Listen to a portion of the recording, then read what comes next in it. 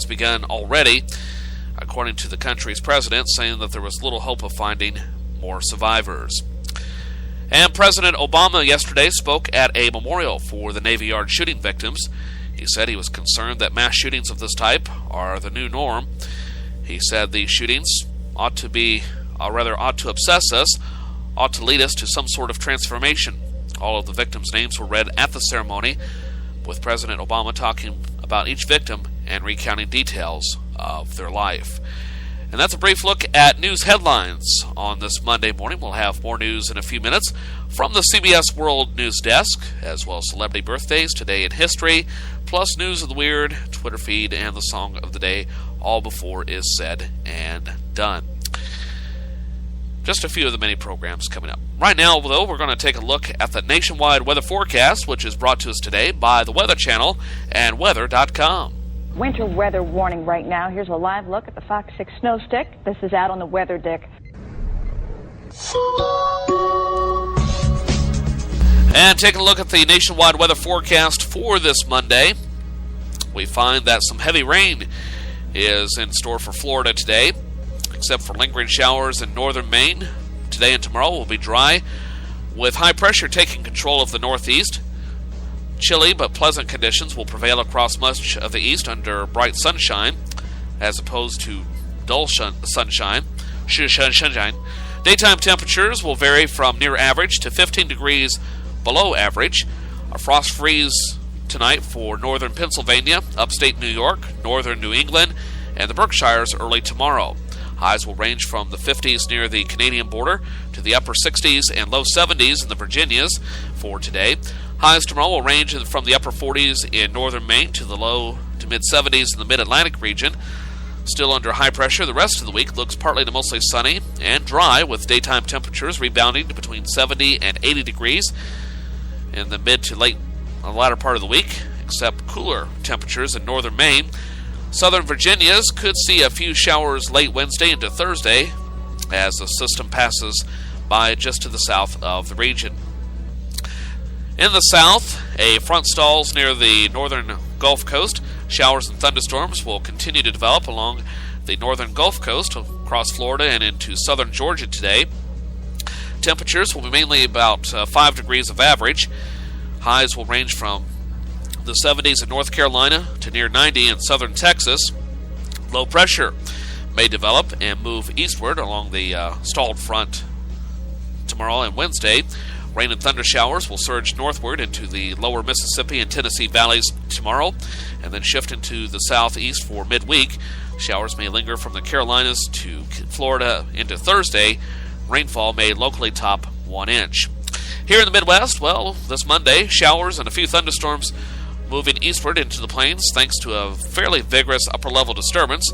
Meanwhile, the Mississippi Valley, Great Lakes, and Ohio Valley can anticipate a dry, sunny start to the work week. Temperatures will generally vary from near average to 12 degrees below average, except about 5 to 10 degrees above average across the eastern Dakotas, Minnesota, and northwest Wisconsin. Frost and light freeze is likely across the upper parts of Michigan and northern lower Michigan early in the day. Highs will be in the 60s and 70s, except low 80s in southwestern Kansas. The plains, well, showers fizzle out as they approach the upper Mississippi Valley tomorrow. The immediate Ohio Valley and Kentucky may deal with showers late tomorrow and Wednesday as the system passes by to the south of the region. Ahead of the next cold front, showers begin to increase across North Dakota on Thursday, while the rest of the plains and Midwest enjoy dry weather. The cold front and its associated showers and thunderstorms may sweep southward and eastward across the region for Friday and into the weekend. Finally, out west, a disturbance exiting into the plains today will produce showers across southeast Montana, eastern Wyoming, and northeast Colorado. Meanwhile, a big Gulf of Alaska North Pacific storm will bring more showers to Washington, northwest Oregon, northern Idaho, and northwest Montana. Temperatures will mostly vary from near average to 12 degrees below average. Highs will range from the 50s, 60s, and low 70s across the northwest, between 88 and 102 degrees in the deserts. The northwest, Nevada Great Basin and the Central Rockies will be unsettled with rain and some thunderstorms much of the week as the next cold front slowly moves eastward across the region. Good God, who wrote that? I tell you, I was trying to edit that on the fly, but man, some of the language in that I didn't read, but good Lord, somebody at the Weather Channel is long-winded. Get a different writer. I should have edited that. Okay, yeah, I'm getting a little cranky, but I still have more of program to do and take care of. We'll get to celebrity birthdays in a few minutes, as well as today in history.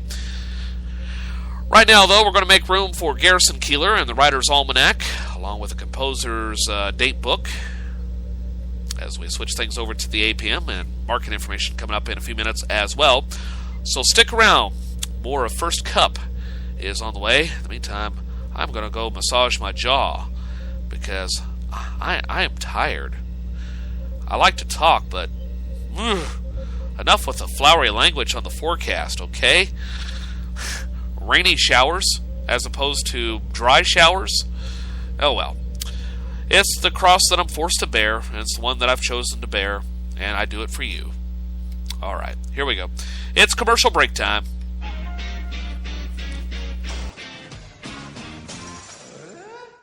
Let's do that again because you couldn't really hear it. Okay, I forgot to pull that pot back up.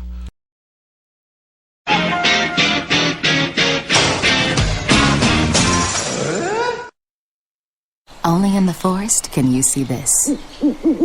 But nothing beats the moment you see that. Cool! That's your child's eyes opening up to a world of possibilities. There are some moments only the forest can inspire. Find yours at discovertheforest.org. Learn about forests near you and discover cool things to do when you go. And you might just see this. Visit discovertheforest.org. Brought to you by the U.S. Forest Service and the Ad Council. Today might be the day I drop out of school. But you might be able to stop me. With United Way, you could tutor me, be my mentor, or volunteer to just read with me. There are tons of ways people like you can help kids like me stay in school. Make me a success, not a statistic. Take the pledge to volunteer now at unitedway.org. Brought to you by United Way and the Ad Council.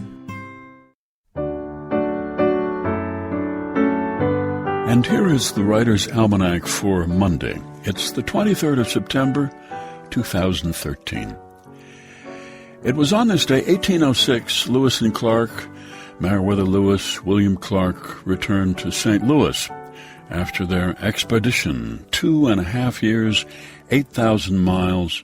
They traveled all the way to the Pacific Ocean and back, exploring the new Louisiana Territory for Thomas Jefferson.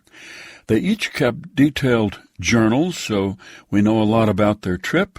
They had left St. Louis in the spring of 1804, spent the first winter at a camp on the Missouri in what is now North Dakota. They set off west in May of 1805 after they had sent a boat back to St. Louis with some of the members of the expedition who they did not particularly need, they realized, and who carried in the boat reports for Jefferson and some letters to friends and family and all sorts of objects, skeletons and skins and dried plants and rocks. There were some Indian artifacts, cooking pot, bow and arrows, buffalo skin, and there were live animals they sent back, 4 magpies and a sharp-tailed grouse and a prairie dog which they'd kept alive in a cage. The boat traveled down the Missouri, down to St. Louis, and then another boat took the stuff to New Orleans, and then a ship took it to Washington, D.C., where it reached Thomas Jefferson in August. And then there was no further word from them until this day in 1806. They came through St. Charles, Missouri. People were astonished to see them. They thought they'd all disappeared and were dead. Got back to St. Louis, and Meriwether Lewis wrote a letter to Jefferson, a letter that took almost a month to reach the president in Washington, in which Lewis wrote, "In obedience to your orders, we have penetrated the continent of North America to the Pacific Ocean and sufficiently explored the interior of the country to affirm with confidence that we have discovered the most practical route which does exist across the continent by means of the navigable branches of the Missouri and Columbia rivers. From St. Louis, fall 1806, they made their way to Louisville, and from there to Virginia and to Jefferson's home in Monticello. It's the birthday of the poet Euripides, born near Athens in the year 480 B.C., who probably wrote about 92 plays, 19 of which have been preserved. He was the Greek playwright who portrayed the gods as being much darker, petty, uncaring, and one of the first writers to treat women as major characters. And it's the birthday of Bruce Springsteen, Freehold, New Jersey, 1949. Played in a number of bands with names like The Rogues, The Steel Mill, Dr. Zoom, and the Sonic Boom. His album Born in the USA, 1984, was one of the best-selling albums of all time. Here's a poem for today by Mary Oliver, How It Is With Us and How It Is With Them. We become religious, then we turn from it, then we are in need, and maybe we turn back. We turn to making money, then we turn to the moral life, then we think about money again. We meet wonderful people, but lose them in our busyness. We're, as the saying goes, all over the place. Steadfastness, it seems, is more about dogs than about us. One of the reasons we love them so much. A poem by Mary Oliver, How It Is With Us and How It Is With Them, from her collection Dog Songs, published by Penguin and used by permission here on the Writer's Almanac. Supported by Lending Tree, where you can fill out one form and receive up to 5 loan offers at trylendingtree.com, NMLS 1136. Produced by Joy Biles, with assistance from Kathy Roach. Be well, do good work, and keep in touch.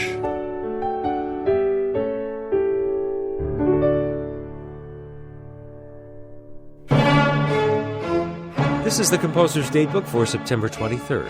I'm John Zick. If you were a member of the European nobility, the summer of 1798 was a very anxious time. A rampaging French general named Napoleon Bonaparte had crushed your armies on land, and now word had it that his fleet had escaped a British blockade.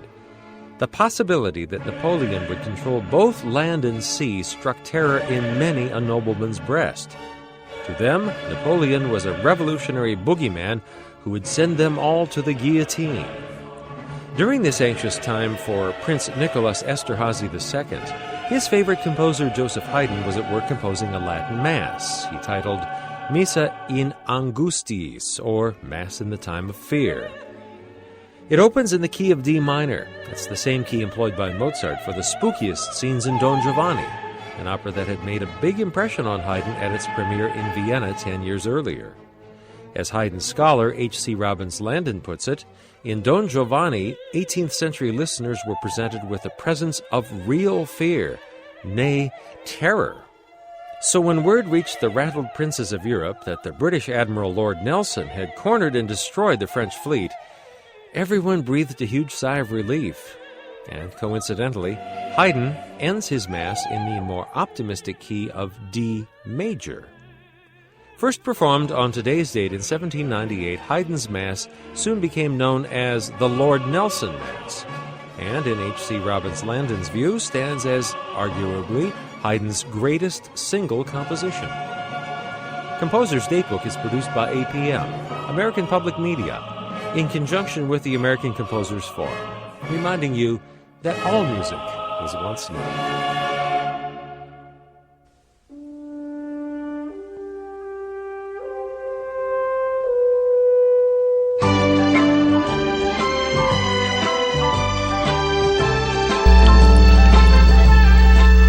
Welcome back to Studio 26. This is First Cup.